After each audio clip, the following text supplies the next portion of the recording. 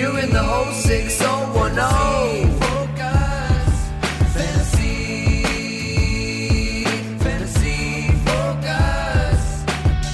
Hey, the Fantasy Focus Football Podcast is presented by Geico. Whether you rent or own, Geico makes it easy to bundle home and car insurance. Go to geico.com today. And welcome into our first part of our free agency recap up to this point. Fieldy H joined as always by Stefania Bell. How are you, Stefania? I'm pretty good. How are you? I'm doing all right as well. And Matthew Berry, what's up? You are a very proud Syracuse grad this morning. I'm a very proud Syracuse grad this morning. I'm a very proud fan of the Washington professional football team. It's been a good week. It's been a good week, Field Yates. It's been a good couple of weeks, if I'm not lying here. Cuse is in the house. Buddy buckets, baby. Like a young Matthew Berry out there just draining shots. That means the buddy has a future that involves talking about fake football for a living ahead of him. So he's got plenty of good things to look forward to. As you mentioned, you've seen the highlights of me with the Harlem Globetrotters, right? Just draining a 20-footer in rhythm. Highlight. I think throwing the S to make it plural on there is a bit misleading. I did see a highlight. Yes, I don't know. I also hit a layup. I'm just saying I played in a professional basketball game in a professional arena, and I went 2 for 4. I shot 50% from the field, including an in-rhythm 20-footer. Again, I'm an older version of Buddy Boeheim, is what it is. Wow. Buddy Buckets. Like the two of us, we're simpatico. You can make the stats show anything you want. That's right. You're absolutely right, Stefania. Carries over into fantasy. So let's get right into some of the big moves. We got so many names to get through, so we're going to try to hit as many as we can. Should we just focus on the Washington football team field? Should we just focus on all the amazing moves they've made? Yeah. Let's do that. Let's start by there. Let's focus on, this is what I would like to do for the show, Field. I would like to focus on the Washington football team, all the moves they've made, and then let's really dive into Jamal Williams to the Lions. Okay, that works. Yeah, nice signing there by the Lions, by the way. Good value on the running back market. I like the Tyrell Williams signing, too. I think the Lions have actually and Tim Boyle, right? They got Tim Boyle, so that's exciting. They've done smart business this offseason. Let's pivot back to what we were supposed to talk about, I think, which is Kenny Golladay, the biggest fish in terms of wide receiver contracts this offseason. 4 years, $72 million to go to the Giants. And Matthew, right away, the question is, no matter where Kenny Golladay went, was he bound to be a top 15 or so wide receiver, or did the location at all change your outlook on him as a player? Yeah, I think it's a bit of a downgrade here for him. You know, I did a video online, and like I noted, like since 2018, he's wide receiver 21 in fantasy points per game, and I think that's about right. Like Kenny Golladay is usually drafted top 15. He's usually in that 10 to 12 range of wide receivers, but I think you drop him down. Not going to have the same connection with Daniel Jones that he did with Matthew Stafford. And here's the other thing. Weirdly, there's a lot more competition for targets in New York than there was in Detroit. I don't think he has nearly the same target share. Now, he's obviously a big play threat. He's a guy that can take it to the house anytime he touches the ball. But I thought this was a good signing for the Giants. Their offense is suddenly really interesting. But fantasy value-wise, I think this hurts Golladay a little bit here. So I think it's a bit of a downgrade. I think he's a lower end wide receiver too. And Stefania, as we know, one of the reasons why his free agency was such a mystery is because he missed so much time last year. Is there any reason to be concerned about the lingering impact of those missed games? Well, I never like it when you don't see a guy come back. I mean, because it leaves you with a question mark. And I understand that that's what everyone is wondering about. Had a hip injury that caused him to miss the last 8 games of the season. There wasn't a lot of clarity as to what it was. We heard the term hip flexor coming about. But I will say this, unlike last year when free agency and trades were challenged by the fact that players could not meet with teams and get evaluated in person, and that delayed some of the signings. In this case, Kenny Golladay actually spent a couple of days with the Giants. Medical staff was able to evaluate him there, put their hands on him. They were clearly comfortable with bringing him in. He even said, they looked at it, they said, my hip's fine. So I think based on that, we can all feel a little bit better. And Field, I have to tell you, suddenly, to me, the more interesting thing about Kenny Golladay is this entire Giants offense and Daniel Jones. Listen, look, Daniel Jones was my fantasy ride or die last year. Bad call. Did not go well. I'm taking an L on that. I took an L on that all season long last year. In fairness to me, Saquon got hurt early, and that affects the entire offense, where the focal point of their offense goes down with an injury, I think, in game 2. But still, bad call by me, didn't work out. But now you look at this Giants offense field, and in addition to Kenny Golladay, they've got Sterling Shepard and Darius Slayton returning, Evan Ingram returning, Saquon Barkley, a healthy Saquon Barkley returning. They signed Kyle Rudolph, who's obviously a very nice red zone threat. And suddenly Daniel Jones, everyone's going to be off of him this year. You know, he's got he's got nice rushing ability. Like, I don't want to be in on Daniel Jones, but I might be back in on Daniel Jones with this offense around him. Yeah, certainly. And it seems like the Giants have put him in the best chance to succeed this year, a big year ahead for Daniel Jones for his future.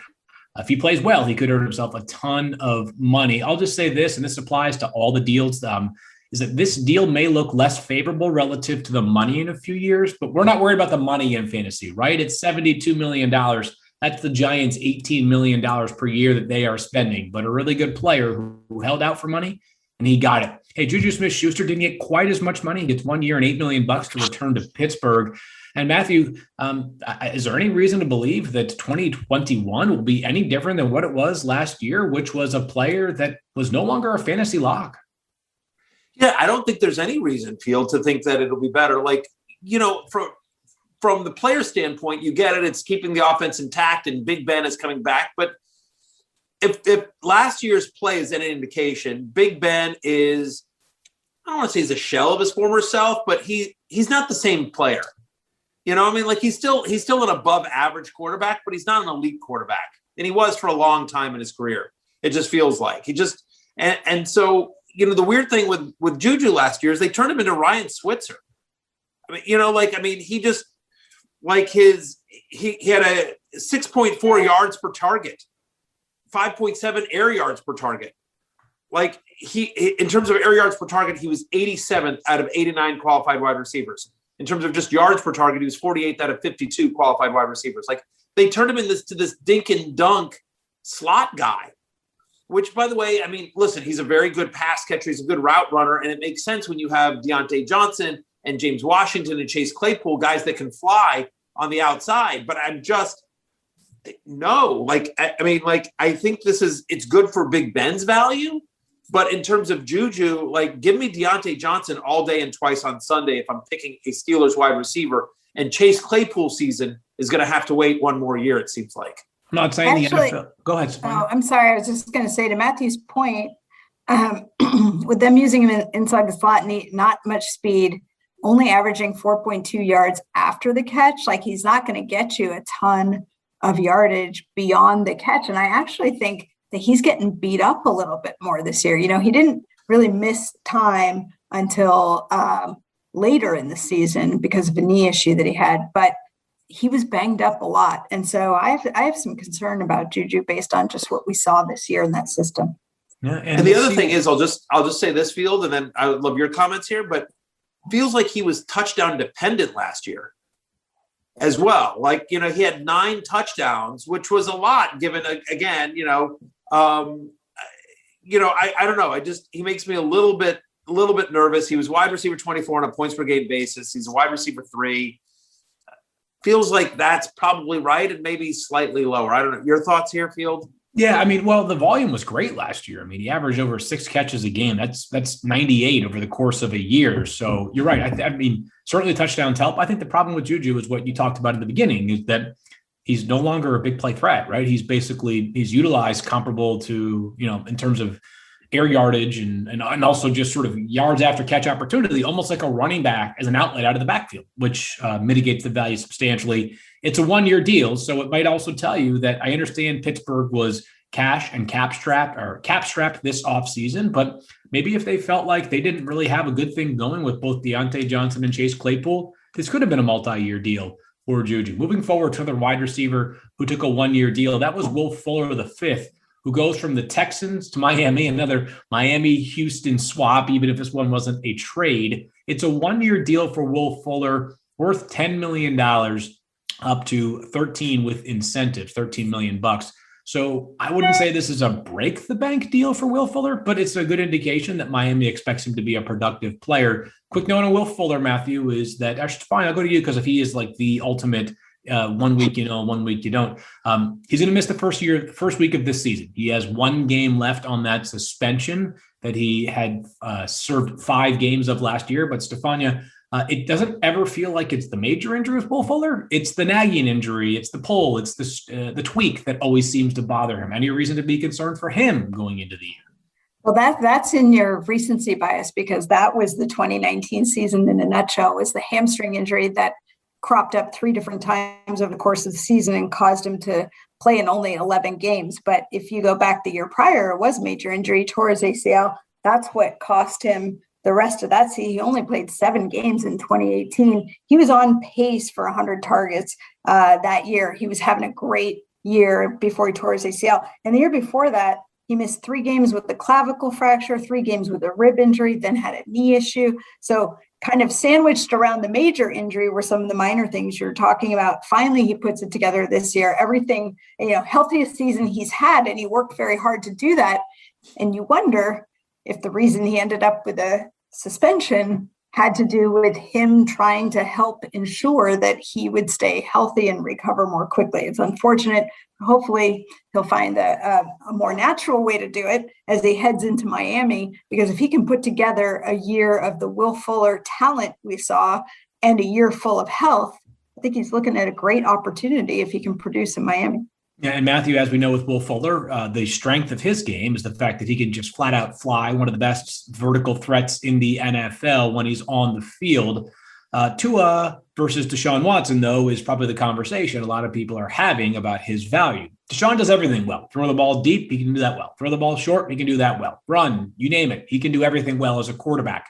I don't know that we can look too closely at what Tua did last year because it was such a small sample size, but based off what we saw this past year, plus at Alabama, what's your confidence that Tua can bring out the best in Will Fuller as a vertical threat? Yeah, it's low, to be honest. It's low. Look, Deshaun Watson is a superstar quarterback. He's a franchise quarterback.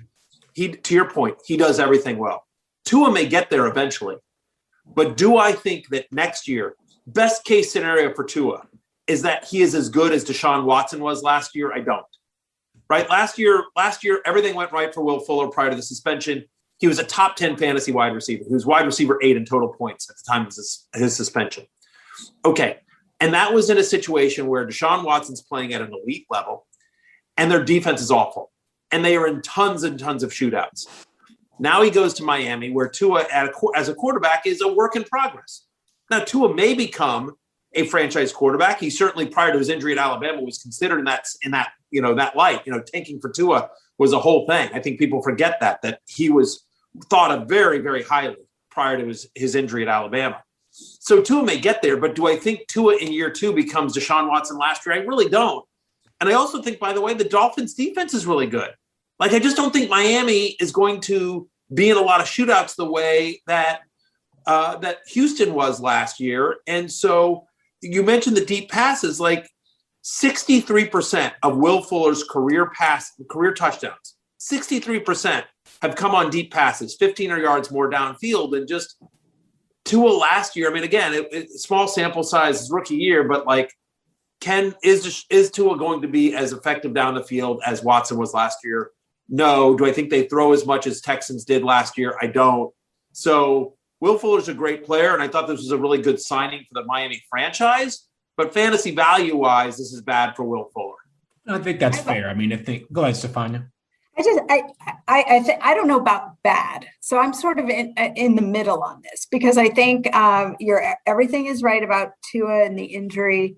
Remember, there was no preseason for them. They were not able to practice. I mean, he was coming in off a very serious injury. I don't think people remember how significant it was. And he had to get used to playing football and get used to being the pros, blah, blah, blah, blah, blah. And yes, there's evolution. So I agree with you that is it going to happen in year 2? Not necessarily. But I don't know that it requires only downfield passing to have Will Fuller be a success there. He can line up anywhere on the field. Because of that speed, I think he can get great separation. So I'll be interested to see how Brian Flores helps construct this offense and how they utilize Will Fuller, I think that Will Fuller can actually help Tua a lot.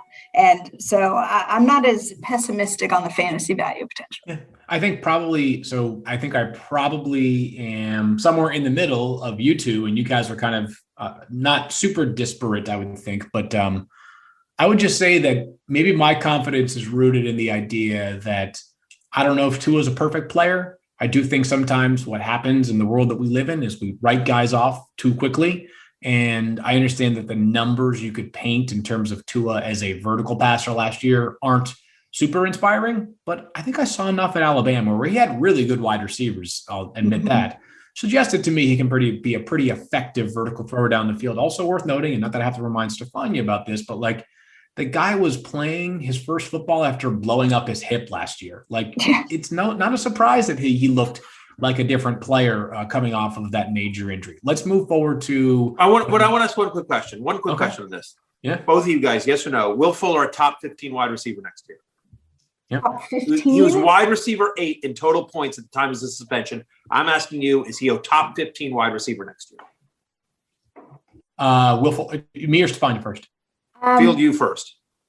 Top 15? No, I don't think he's top 15 wide receiver. I mean, and part of that is as I've started diving into my 2021 rankings for wide receiver, like I'm just telling you, it's crazy, stupid deep. I mean, it's just absurd how many great wide receiver options there are based, at least on paper right now, going into next season. So no, he's on a top 15 wide receiver, but I think 1,000, if he told me at the end of next year, he has 1,200 receiving yards and 10 touchdowns, would not surprise me either. What about you, Stefania? Yeah, I'm pretty much in agreement. I wouldn't put him top 15, but I think he can be a solid number 2 wide receiver. And a lot of it depends on him staying healthy. But yeah, so I'd say I think of him as top 25. I think that's potential. Right. But I mean, that's my point, right? He was wide receiver 8 last year. And you're like, maybe he's top 25, and Fields like, maybe he, it's crazy deep. And so that's my point. It's bad for his fantasy value. His fantasy value in Houston last year was a top 10 wide receiver, top 8 wide receiver. And now we're talking about him as a wide receiver 3.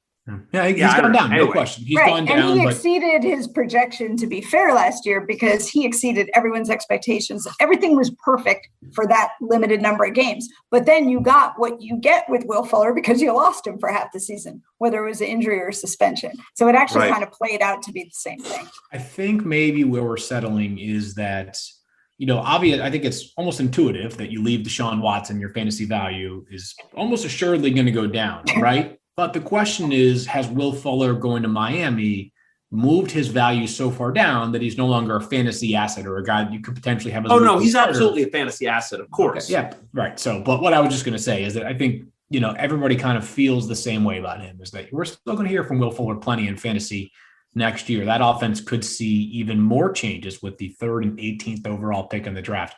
Now let's move to the moves that Matthew certainly is excited about. The Washington football team baby lands our new quarterback and Ryan Fitzpatrick, and also signs Curtis Samuel to a 3-year deal worth $34.5 million. Most versatile wide receiver available in free agency this year. Matthew, I'm just going to let you empty the cannon here. What do you got? I'm excited. Normally the Washington football team is like the winner in free agency because they do something stupid, like Albert Hainsworth for $100 million.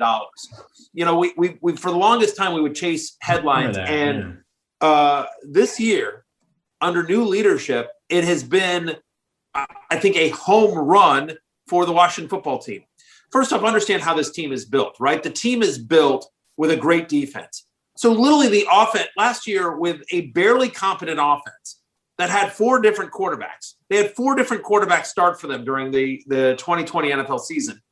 And they still won the division, admittedly a weak division, but whatever. They won the division. And honestly, I thought they played Tampa Bay closer than any other team in the playoffs. You can argue the Packers, but they went toe to toe with Tom Brady. And again, that was with, with Taylor Heineke, who had played the game of his life. But, Dwayne Haskins and Kyle Allen and Alex Smith, so to get somebody like Ryan Fitzpatrick, I think is a massive upgrade because Miami played very well with Fitzy. And so I think that Ryan Fitzpatrick as a fantasy asset is probably, what he normally is, which is sort of like QB2, a bye week fill-in. a viable guy, assuming he's the starter. He's a viable guy in deeper leagues as well. He's going to be fun. They're definitely going to be throwing, right? But I just thought from a franchise standpoint, I thought Fitzy was just a great signing, great teammate, great mentor. And I think this point has been made by a few people online, but what it does is it allows Washington all sorts of flexibility. If Sam Darnold becomes available in a trade, they want to do that, they still can do that, even though they have Fitzy. If Mac Jones or somebody falls to them at 19 in the draft, they can do that. If Deshaun Watson or Russell Wilson, somebody of that ilk, suddenly became available in a trade, they can still do that. Like Fitzy allows them to still address the quarterback position this year, or if not, they have a very competent starter for next year with Heineke as the backup, and they have Kyle Allen as well that they like as somebody who can run the offense. He's been in Scott Turner's offense for a number of years. So I just thought that was just a great signing. He's a character guy, Ryan Fitzpatrick, and I'm super pumped about Fitzmagic in Washington. But fantasy-wise, whatever. What I think the biggest thing here, Field, is Terry McLaurin. You think about Devontae Parker in Miami with what Fitzy made him. You think about Brandon Marshall with the Jets when Fitzy was quarterback. Like, Ryan Fitzpatrick is somebody as a quarterback who is not scared to throw the ball downfield. He's not scared to force it into tight windows. He will push the ball downfield, and he likes to lock on to one receiver. I think Terry McLaurin is a top 10 fantasy wide receiver. Sky's the limit for one of the most talented young players in the NFL. And everyone's going to accuse me of having, burgundy colored glasses, but I'm telling you, sky is the limit for Terry McLaurin. You know what I mean? Like, Thirsty Kyle found this stat over the past 2 seasons. Fitzpatrick completes 20 starts. In those games, his top producing pass catcher has averaged 18.3 fantasy points per game. That would have been wide receiver 5 last season, ahead of DeAndre Hopkins, ahead of A.J. Brown, just behind Calvin Ridley, just to give you a comparison. Yeah. You weren't at all, but I mean, you were just talking about, but also worth noting that Fitzy played a ton of games. You were just talking about this with Will Fuller, is like they're so good defensively that they won't have the YOLO junk time, which last year Fitzy was the Dolphins' come from behind player, and the year before that they weren't very, very good. Worried at all about that with your guy here? I mean, the defense is outstanding. Yeah, I think that is a very fair point, and I am, but it's still like even last year with inconsistent quarterback play, a dink and dunker quarterback and a great and great quarterback play, he was wide receiver 20 on a points per game basis. So, they're still going to be aggressive. They're still going to be aggressive offensively. I think Scott Turner called the kinds of games that he needed to last year, given who he had at quarterback. But I think with a professional quarterback in Fitzpatrick, and that's what he is, right? Like, listen, I'm excited just because of the person and it's fun and the whole thing. Yeah. And make no mistake, Daniel Dopp is going to be doing all sorts of Fitzy bits on the fantasy show on ESPN Plus. Looking forward to that one already. It's going to be unbelievable, right? But Ryan Fitzpatrick is, by all accounts, like he's a professional quarterback, and I say that with the utmost respect. Like, is he a franchise guy? Is he a franchise quarterback? He is not, but he is an average to an above average quarterback. Let's keep going on the Curtis Samuel conversation, because I think where it gets interesting, and this is sort of the challenge for the Washington football team, is that Curtis Samuel came into the NFL with much acclaim, 2nd-round pick out of Ohio State, and all the stuff that I like now on Curtis Samuel as a player, I liked 4 years ago. So what has prevented those skills from turning into, a really top-notch wide receiver consistently? He's a really fun player. He had a pretty darn good fantasy year last year, Matthew. But do you believe the Washington football team can turn him into a weekly starter wide receiver? Do you think that his combined running and receiving is going to be enough to have him as a potentially, I don't know exactly where you would be drafting him, but a guy that you can trust week to week, because the skill set seems to be there. It's a matter of turning that skill set into a consistent role. Yeah, so I love the signing for Washington. As a Washington fan, I absolutely love the signing. I agree with you. Curtis Samuel is an exciting player. But to me, I think he's probably a wide receiver 4 is where I would probably rank him, because I think that he'll have some splashy plays. He'll be good in terms of consistent fantasy value. I just think he is at best the third option on Washington's offense and likely fourth, at least to begin the year, right? After McLaurin, after Antonio Gibson, after Logan Thomas in the red zone, right? And so in terms of just fantasy points. So I think, he's definitely behind, at least for me, behind McLaurin and Gibson in terms of where I think he winds up the year fantasy points wise. But I think what's exciting and why I think Fitzy is interesting as a deeper league quarterback or 2-quarterback league option, and why the Washington offense as a whole I think is better, is that he's so versatile. When you think about the versatility of Antonio Gibson, and you think about the versatility of Curtis Samuel, we saw him lining him up in the backfield last year. He can go deep. He can play out of the slot. He can do a lot of different things. Curtis Samuel can. And you think about his speed combined with Terry McLaurin's speed, like suddenly Scott Turner has a lot of toys to play with in Washington. And so fantasy value wise, no, I think he's probably a wide receiver 4 is what I would say, right? Somewhere in the 30 to 39 range. I'm waiting till free agency is done, and then I will, do a deep dive on all my rankings. But off the top of my head, my feeling is he's probably a wide receiver 4, more of a bye week fill-in, and more of a guy that lifts the efficiency of Fitzy and the entire Washington offense than a standalone fantasy starter in a 10-team league. Yeah, I agree there. I would love to see the role evolve, but until I see it, I'm going to have to sort of categorize him as the kind of player we saw him be last year when he was a really useful player for Carolina, especially with Christian McCaffrey dealing with injury last year, played more running back, but a guy who is sort of that Swiss Army knife as opposed to a true conventional wide receiver you start every single week in fantasy with confidence. Let's move forward to Kenyon Drake going from Arizona to Las Vegas. An interesting move in a lot of ways. Let's start with the Arizona side of it. And I want this to be quick, Matthew, because it's very early in the offseason. For all we know, Arizona could sign a new running back tomorrow. But as things stand at this moment, we're talking around 11:30 on Tuesday, March 23rd. It feels like Chase Edmonds is one of the winners of the offseason for fantasy, because if you look at that Arizona backfield depth, there's not a lot there right now. There really isn't. And so, to your point, Chase Edmonds has 9 career games with double-digit touches. He's averaging 15.1 fantasy points per game in those games. Now, in that mix is that 3-touchdown game against the Giants, should have started Chase Edmonds, Arizona Cardinals Twitter feed game, right? You remember that one. So obviously that skews those numbers, but still, look, we've seen him, right? He's a talented player. I did a video and I used this stat, which I absolutely love. Here's the entire list of players, running backs last year, that averaged at least 4.62 yards per carry. They averaged at least 4.62 yards per carry and caught at least 40 passes. Alvin Kamara, Aaron Jones, Dalvin Cook, Chase Edmonds. Well, I'm just curious, what happens if you turn that from 4.62 to 4.61? Does it grow by like 8 players? What? Does it grow by like 8 players? That is a question for Thirsty Kyle, because I don't have the sheet and I don't have the entire list in front of me. My guess is there are people that get added to it. But the fact of the matter is, you want to go to 4.61, you want to go to 4.5, whatever. He's a guy that averaged well over 4 yards a carry, and he caught at least 40 passes. Here's a guy that has true 3-down back capabilities. We've seen it before in his career. It's been small, but we have seen it.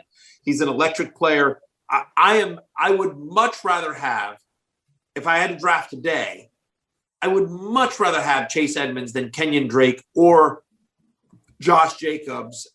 We will see if the Cardinals add somebody in the draft or if they add somebody in free agency. I think we are early in the preseason, but Cardinals offense is going to be good. And if Chase Edmonds is the starting running back for Arizona, which at the moment looks like he will be, again, at the moment is the key phrase there, then easy top 15 fantasy running back, with an argument for top 10, top 12, I would say. So, okay. I think he's a talented plaplayer. I think he's a talent. Yeah. No, fantasy opportunity is talent and opportunity. And I would argue that talent and opportunity, I would argue he has the talent, and at the moment he has the opportunity. I'm not going to retort too strongly, only because I think this whole conversation could go to waste with one Shefty tweet about, insert running back here signed with the Arizona Cardinals. But Stefania's the smartest person on this chat, that's for sure. A couple of years ago, the Raiders drafted a first-round running back and Josh Jacobs, and then they signed last week a 2-year deal for Kenyon Drake, Stefania. What exactly is the backfield plan in Las Vegas? Yeah, I'd like to know. It's curious, right? I wonder if it's influenced by some of the challenges Jacobs has had carrying a full workload. There's some injury concerns there. He's certainly tough as nails. He's proven that. He wants to play through things, but he has struggled at times when trying to play the way he plays with the injuries that he's had, shoulder issue, ankle issue this past year. Shoulder was his rookie season, and we saw his productivity go down as a result. So it makes me wonder if the goal is to go to more of a load shifting, a workload split at the Raiders, which is nothing that we ever like to see in fantasy. Yeah, I would agree there. And it's, the Raiders have talked about, or at least, Kenyon Drake talked about how the Raiders told him he would play running back, receiver, which, by the way, I feel like that's one of those things that coaches tell players all the time during the recruiting process, but like how frequently does it actually turn out to be the case? I think Kenyon Drake's he's a solid player, no doubt about that. I understand the idea of wanting to have him on your team based off a talent ad. It's just, this is the same team that, as we know, deconstructed their offensive line, and then to turn around and invest in running back where you can find so many players at a reasonable cost just struck me as somewhat curious business. To that point, Field, I think there's a lot.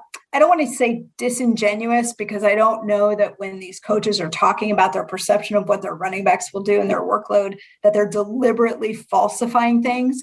But I think sometimes they make projections that really aren't fair in the scheme of things. And this actually goes back to who we were talking about in Chase Edmonds, because Cliff Kingsbury said he thinks he could be the bell cow running back for them. And I'm like, why would you think that? He struggled with some injuries in college, and Kenyon Drake was brought in, and Chase Edmonds had an injury, and that kind of began the Kenyon Drake story in Arizona.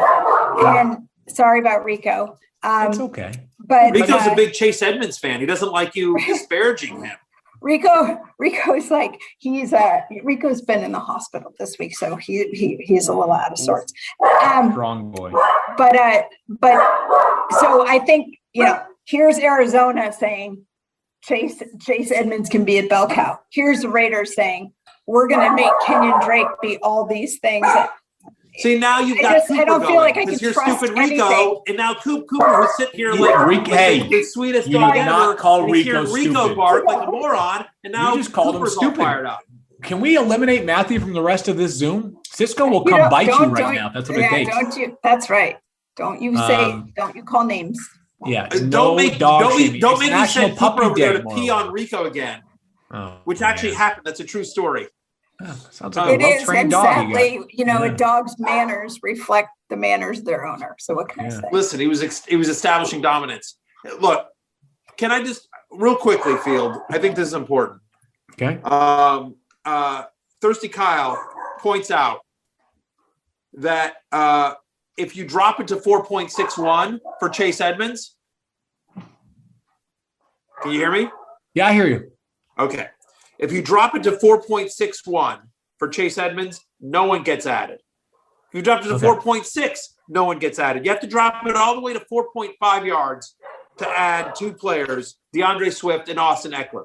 So even if we do it 40, running backs that have caught at least 40 passes and averaged at least 4.5 yards per carry last year, Kamara, Cook, Aaron Jones, DeAndre Swift, Austin Eckler, and Chase Edmonds. Again, good company.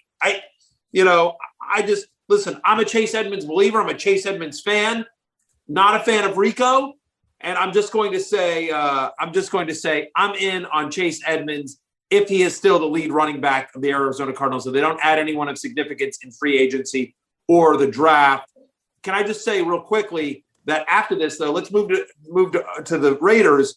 This absolutely kills Josh Jacobs' fantasy value, Field. Yeah, Matthew, I just don't understand. I just don't understand. I do understand it. I get it. Every move has some motivation behind it. That being said, Josh Jacobs is a player that they wanted to be their star running back, and this is why I contended. Like, I think Josh Jacobs is like somewhere between the, 12th, 15th, 20th best running back in the NFL now, and that's not great return for a guy you made a first-round pick a couple of years ago.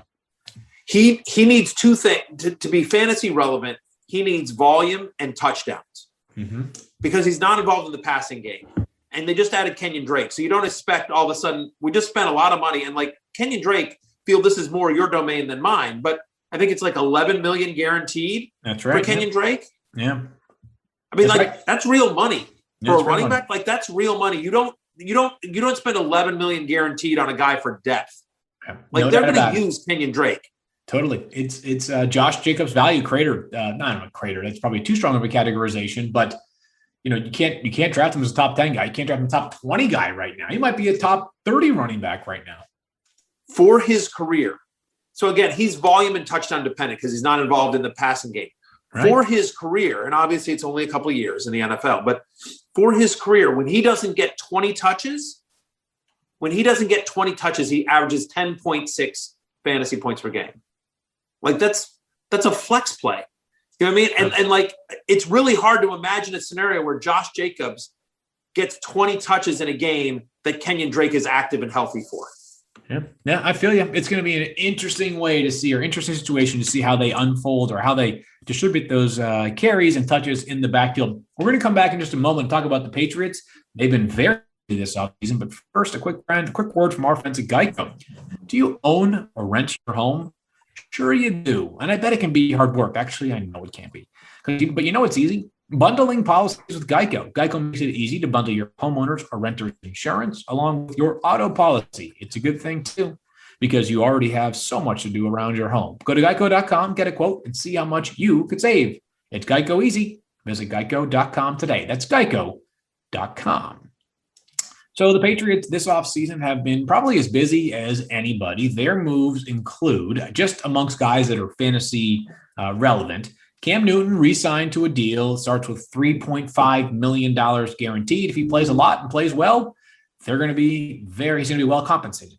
If not, then he will be sort of average in terms of his compensation. Nelson Aguilar signed a 2-year deal after his best year with the Raiders. Jonnu Smith signed a 4-year, $50 million deal. Hunter Henry signed a 3-year deal for $37.5 million. Kendrick Bourne also added into the mix, 3 years, $15 million for him. Matthew, is Cam Newton now in a position to be bouncing back and be a fantasy starter next year? I think there's a chance. I mean, say this, they're certainly going to give him a chance. And Stefania can talk about the health here, but the problem is that Cam Newton, and he talked about this, he got COVID early in the year. Yeah. And he's talked about the fact that he didn't feel fully like himself all year long. It took him a while to get back. I mean, Stefania, I don't want to steal your thunder there, but Stefania, you can talk about that for a second. Your thoughts on Cam health-wise. So, the COVID thing to me is really interesting because he did talk about it and he was very careful to try not to make excuses, but he was not himself. And I don't think that we can fully appreciate how him having COVID may have impacted the way he looked because he was a different player after he came back from that. On the positive side, things we hadn't seen from Cam, because remember, in Carolina, he didn't play essentially that last year. And so we never really saw whether his shoulder was recovered enough for him to be comfortable with his throws and comfortable taking hits because he had the foot injury. And then he didn't play until he came with the Patriots. And if you look at his rushing touchdowns, which has always been the thing that we've really valued with Cam, is his ability to run the ball. 12 rushing touchdowns, tied for 4th most among all players. I mean, that's what you want to see from Cam. So now we have to see if the throwing comes back. And I think that part in his decision-making, you hear a lot of guys talk about sort of this feeling off, the COVID fog that for a while it takes to come back. I think that may have influenced what we saw as the season went on. And, so I've got some more confidence from his basic musculoskeletal health in terms of how we saw him look the first few weeks. And if now you give him the time off, the conditioning to get back in this year, I certainly think that he has a good chance. And like you said, Matthew, I think they're going to give him a chance. It certainly the point is Oh, go ahead, Field. What were we going to say? No, you go, Matthew. I was going to say is like, so Cam Newton last year, you heard Stefania talking about the health, right? And we talked about the COVID and the foot injury. And, so Cam Newton, not 100% healthy. And Cam Newton last year had one of the all-time worst passing seasons for an NFL starting quarterback, I think, in history. I mean, like, he had one game last year. He had one game last year with multiple touchdown passes, and that was week 17. He averaged under 180 passing yards per game. He averaged under 25 passing attempts per game. And yet, despite the fact that he was literally non-existent as a thrower, guy still finished as QB 16 on a points per game basis. He was a mid-tier QB 2 on the rushing alone. And in fairness to Cam, so he's not healthy. They're not throwing a whole bunch. And, like, you sort of can't blame them because, like, their best receiver was Jacoby Myers. And, like, listen, Jacoby Myers is a nice little player. Like, the Patriots found something in Jacoby Myers, but Jacoby Myers is not an NFL wide receiver one. He should not be the best wide receiver on your team. And he was last year for the Patriots for a long stretch of time. And so now you sit there and you go, okay, they add Jonnu Smith, they add Hunter Henry, they add Nelson Aguilar, hopefully they get Edelman back, and they have Jacoby Myers and Kendrick Bourne, who's a nice little player. And all of a sudden you're like, wow, okay, now Cam has some guys to throw to. He has some legitimate NFL talent level wide pass catchers. And then you add in the rushing as well. I think suddenly Cam becomes a really interesting QB2 with upside. Needs to be healthy, but if the rushing is there and the passing improves somewhat, suddenly Cam Newton becomes pretty interesting next year. Yeah, and I think part of the equation here for fantasy is that we'll know pretty early on Cam whether he's going to be a resurrected player or not. Whereas last year he started strong and then faded fast. I think this year there's so much more infrastructure around that a strong start is likely to continue over the course of the season. Yeah, there's so many different ways we can ask about these Patriots skill players, Matthew, but let's start at the tight ends because, of course, you love tight ends. Cooper does too. And all right, so a lot of people have noted this. Patriots, when they just signed Jonnu Smith, we were to catapult him way up the tight end rankings. You know, it's top 5, top 6, top 7, and they add Hunter Henry. And it's like, wait, hold on. You can't have 2 fantasy tight ends in the top 10 of your rankings. I've been working on my tight end rankings this morning, Matthew, and that may well be true. There's not a lot of teams that have produced 2 top 10 tight ends in fantasy over a full season. The counter to that is, who are the 10 tight ends that you prefer over both of those players? Both really, really talented guys, Matthew. Is there one that you prefer more to the other? Or are you convinced that, hey, the fact that they're now on the same team sort of depletes both of their value to the point that, like, you don't want either one of them as a starter? That's the case. Exactly. I don't want either guy as a starter. Now, really? Look, when we sit here, because it's also about theory, right? Okay. Do I think that when we sit here a year from now, Field, and we're looking back on the 2021 season and we're going through the tight end rankings, do I think there's a chance that Hunter Henry or Jonnu Smith are top 10 at the position? Absolutely. Do I think there's a chance both guys finish at the top 10? Sure, of course, because it doesn't take a lot to get in the top 10. It's fairly touchdown dependent. It's going to become a little bit of luck on the field. So do I think that both guys at the end of the year, if they both stay healthy, have shots at finishing as top 10 at the position? I do. But the odds that you'll be able to figure out when you start either of those guys, I think is just, you know what? I'd rather, in terms of, tight ends, like sort of in that, like, I'd much rather Noah Fant. I'd much rather Irv Smith, like I'd much rather Dallas Goedert. I'd much rather other tight ends that I feel more confident in than those 2 guys. Both those guys, I think, are, again, I agree. They're talented NFL players. They're going to definitely get looks. But the odds of, to your point, it is rare that 2 tight ends finish top 10. I think Ertz and Goddard did it 2 years ago. And I think it's been a long time since prior to that. And I know everyone wants to make the Rob Gronkowski and Aaron Hernandez comparison. Hernandez jokes aside, those 2 guys were productive fantasy tight ends for about a year and a half, 2 years in New England together. But that was peak Tom Brady. And even if Cam rebounds, he's not going to be peak Tom Brady. I don't think that offense is going to be throwing as much at peak Tom Brady those years, like, because it's still going to be a run heavy offense with Cam Newton. And I don't know, man. To me, both guys will be outside my top 10 at the tight end position, and there will be weeks where they both crush. But I'm out on both guys as long as both guys are healthy. Yeah, I mean, I'm going to end up. Go ahead, Stefania.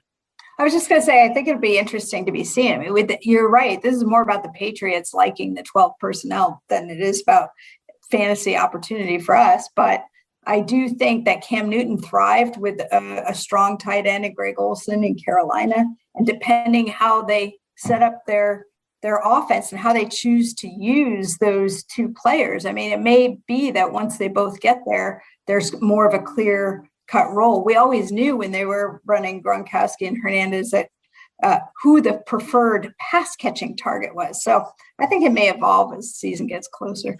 Yeah, I mean, Matthew, I hear you on the theory behind it. I just having a hard time not squeezing at least one of them into the top 10. And I admit that, my initial ranking of Jonnu Smith ahead of Hunter Henry was honest. It was basically a calculated coin flip, right? There's not like decided evidence that Hunter Henry is behind Jonnu Smith in the pecking order of Patriots pass catchers right now, but felt like you had to have one of them in there. Does either of the Patriots wide receivers that we just mentioned, Matthew, Nelson Aguilar or Kendrick Bourne, who's Stefania, well, ask about him in a second, but Matthew, either of them pique your interest at all? Do you think either of them can emerge as a fantasy starter this year?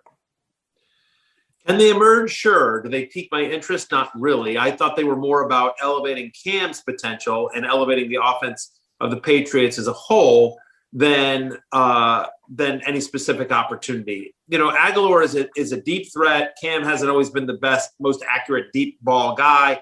How much is he going to be throwing deep? Again, I don't know. Like he had a great year last year. Aguilar did, but and I think he's one of those guys that will have some big games for the Patriots next year. But in terms of consistent fantasy value, there's going to be other wide receivers that I prefer to him at where he's likely to be drafted. But I thought that was a really good, forgetting the money, because I think there's, a lot of talk. Obviously, the Patriots sort of maybe misjudged the wide receiver market. Forgetting the money, I just thought, listen, I think Aguilar is a nice player and he resurrected his career with the Raiders last year. But no, I don't have an interest in, honestly, I don't have an interest in any Patriots pass catcher except as sort of late round flyers until we get some sort of sense of that passing game. Again, think about the Patriots and their running game and how frustrating picking a running back for them has been year over year over year. And I think that's going to be the case with the Patriots passing game, because with Edelman, Edelman is 37 now? Like 34, I think, but still, he's in his mid 30s. Yeah, I mean, if Edelman's healthy, yeah, maybe, but I don't know. I would just say this I think it's going to be a run-heavy offense, and I think have little doubt. To your point about how least, deep a deep wide receiver is, there's other places I'll be looking. I think there's at least one Patriots pass catcher that's going to have to emerge, because if they spend all this money and you don't have a guy that's a consistent fantasy threat, then I mean, man, that is. I'd be very surprised if the Patriots don't have at least one fantasy starter this year, because I think they're going to be a much better team, right? I mean, they looked. It's funny, they were as apocalyptic as people described their year last year. They went 7-9, right? The Washington football team won the division at 7-9. So there certainly are ways in which this team can improve dramatically this year. Go ahead. But then let me turn that around to you, Field. I agree with you. Do I think at the end of the year that there was at least one consistent fantasy starter in the Patriots passing attack? Sure. Mm-hmm. Can you tell me, as we sit here today, who that is? Yeah, my plan right now will be Jonnu Smith. But again, that's subject to change. But that is my initial instinct, is that Jonnu Smith could be a very useful piece week over week. Let's just do a quick sampling. Any other player, I give each of you the floor. Stefania, is there one other signing that piqued your interest? Understanding we've got many more shows every single Tuesday throughout the offseason. Is there anybody else that signed somewhere, or a player signed somewhere and that meant that it had an impact on a player who went nowhere, like, for example, Irv Smith in Minnesota, that piqued your interest in free agency so far? Oh, besides Trent Williams and his multi-gajillion dollar deal with my 49ers. But this is fantasy. I actually was going to talk about Kendrick Bourne because I think that he could be productive in New England.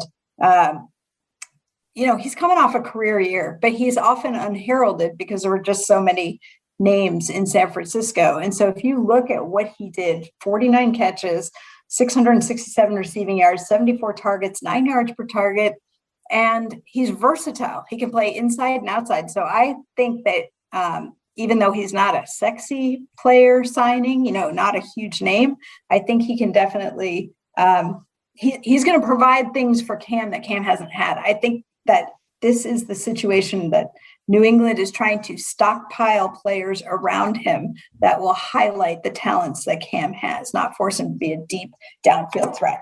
Yes. And the only other one that really interests me is Philip Lindsay in Houston, but Houston's such a mess right now. I don't even want to talk about that till later. Yeah, I think that's a fair way of putting it. They have signed so many players so far in free agency. Matthew, anybody else that you saw sign somewhere, whether it's Marvin Jones going to Jacksonville, whether, again, as I mentioned, Kyle Rudolph going to New York, which opens the door for Irv Smith, Andy Dalton going to Chicago, Corey Davis going to the Jets, anybody that sort of has you interested in their fantasy value this year? Yeah, there's a couple, and I'll try to whip through them quickly. You mentioned Kyle Rudolph going to the Giants, so I agree. Irv Smith, big breakout coming for him. I think he's going to have a very big year, very talented player. They like him a lot as well. Remember, the last 4 weeks of last year with Kyle Rudolph out, Irv Smith was the fourth best tight end in fantasy. A little inconsistent, 2 big games, 2 off games, but whatever. That's the tight end position. I think Irv Smith could have a big year. He's going to be somebody that I'm very high on. So him, you mentioned Corey Davis with the Jets. Look, we'll see it all comes down to the quarterback. Is it Darnold? Do they draft someone? But regardless of the quarterback is, Corey Davis and Denzel Mims, who I love on the outside, Jamison Crowder in the slot, suddenly that's a pretty interesting passing attack. And I think Corey Davis should get fed because the Jets defense, I think, will be bad once again. So I do like Corey Davis in New York. 2 other ones that I'll mention real quickly, sort of under the radar ones, but Mike Boone going to the Denver Broncos. We've always, Mike Boone is one of those guys that always does well in the preseason. And then, he was always like the down cook, and then they get Alexander Madison. So whatever, but just Philip Lindsay moving on from the Broncos.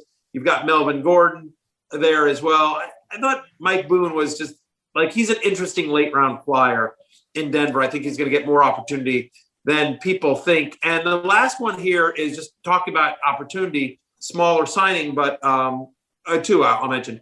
One is Josh Reynolds going to Tennessee. I mean, again, Corey Davis is in New York. Jonnu Smith is in New England. It's A.J. Brown and then not much else. So I just think Josh Reynolds has an opportunity to get a nice amount of target share for the Titans from Ryan Tannehill. 2 Texas A&M guys. They obviously didn't play together, but, there's a little bit of an Aggie connection there between Tannehill and Josh Reynolds. And then you mentioned Marvin Jones as well. Marvin Jones going to Jacksonville, reuniting with Darrell Bevell, who was his offense coordinator in Detroit for a year. And I believe he was wide receiver 20 that year that they played together. And so, listen, again, we'll see who the quarterback is. We expect it's going to be Trevor Lawrence. But Marvin Jones is a nice player. And I think there's going to be plenty of targets available for him in Jacksonville. I think it's cute that you say, let's see who the quarterback is in Jacksonville. I heard they had a visit with CJ Beathard recently. Maybe he's got the inside track on that job. More seriously, we'll probably have a handful more of fantasy relevant free agent signings, maybe even some trades. Who knows? Of course, there's been a lot of trades sort of speculated upon so far this offseason. In the meantime, we'll be back same time, same place. Well, Phil, I turn the question over to you. Is there one free agent signing that we didn't get to that really intrigues you? You went through quite a few there, Matthew, so it took up a lot of precious real estate there. Sorry. No, it's okay. I'm used to it. Something, I will just say this, and because he hasn't been mentioned, but I think Jamal Williams is sort of interesting in Detroit. I've expressed my reservations about this team being good enough to make DeAndre Swift like a 20 touch per game guy. Like they may have to throw the football a whole lot more. And Jamal Williams, fantastic pass catching running back. So wouldn't be surprised if he, definitely not a guy that I'm making a priority out of drafting, but wouldn't be surprised if he makes my waiver column pretty early on next season in Detroit. So now for next week, we are back, hopefully with a bunch more free agent moves, and we'll dive into a few that maybe we didn't get as much time to dedicate to today, and hopefully some more news. If nothing else, we'll have mailbag questions to get us through another show. For Matthew and Stefania, I am Field. We'll talk to you guys next week. Peace out. Fantasy, you're in the whole 6010. Focus, fantasy, fantasy focus.